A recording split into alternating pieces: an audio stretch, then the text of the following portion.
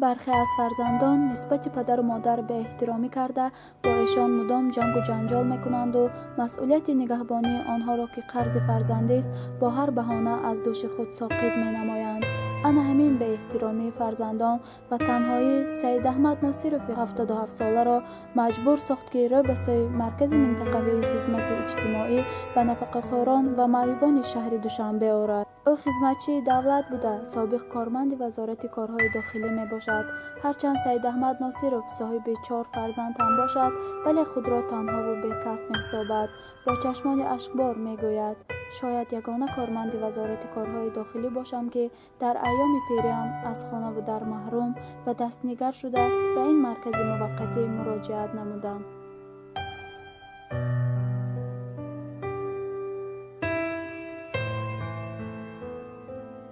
مدت چقدر شده است که شما در این مرکز زندگی میکنید؟ در مرکز موقتی من 1.5 ماه شده. 1.5 ماه.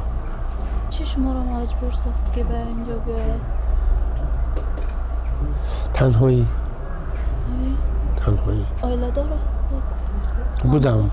همسرتان این زمان در کجا؟ در خانه خودش. در خانه خودشون؟ خانه شما در کجا؟ خانه من حال در همون جایی هست به صاحبش که نیست اونجا. یکم کس زندگی نمیکنه؟ آیله دیگه ما همونجا هست، گاهی میبیا گاهی نمیبیا.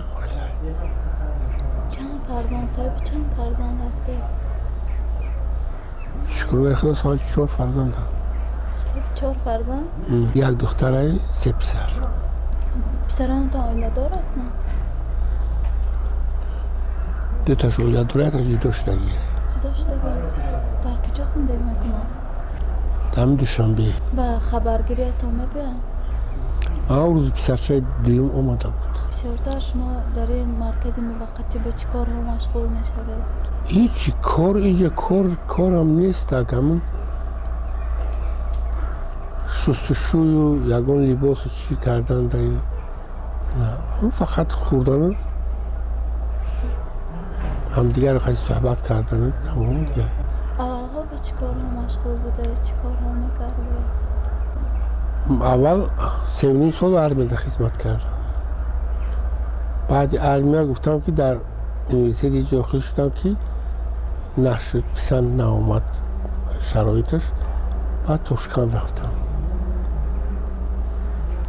رفتم قریب 5 سال در اونجا در مکتب عالی MVD SSC اونجا در آسیای مرکزی یگانه همون مکتب عالی بود، همونجا داخل شدم، همونجا خوندم. در اونجا پیشنهاد کردن که همون تاشکند بایستم که من قبول نکردم، به وطن برگشتم. اومدن ما متخصص هم ساحه وزارت کارهای داخلی شدیم. من در چی فوری کار میکردم، جستجوی جنایت. خواجه حافظ تصویر یوسف گذشته بود آید بکرم هم مخور خلبه احسان شهر روز گلستان هم مخور. من دوام میکنم باید میگم که چرخه نگردد آفتابی نیست بدید.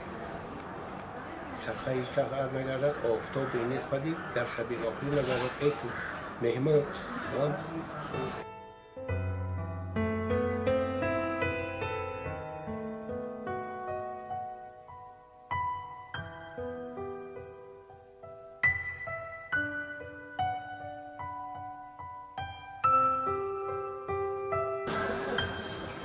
جوانان شما می پدر و مادر نگاه کنید، همه پدر و مادر باشند. به پدر و مادر هیچ.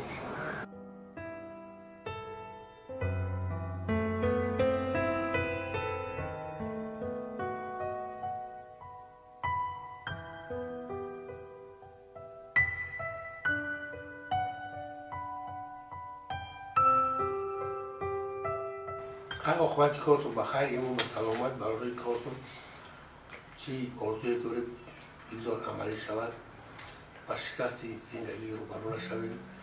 پدر و مادر والدین احتراف کنید، حرمت کنید، قطعا همراه باشید. از شکست پیری و زندگیشون همراه باشید، بسیار خوب می شود. فتح فکری بلا الله اکبر شما بیخیر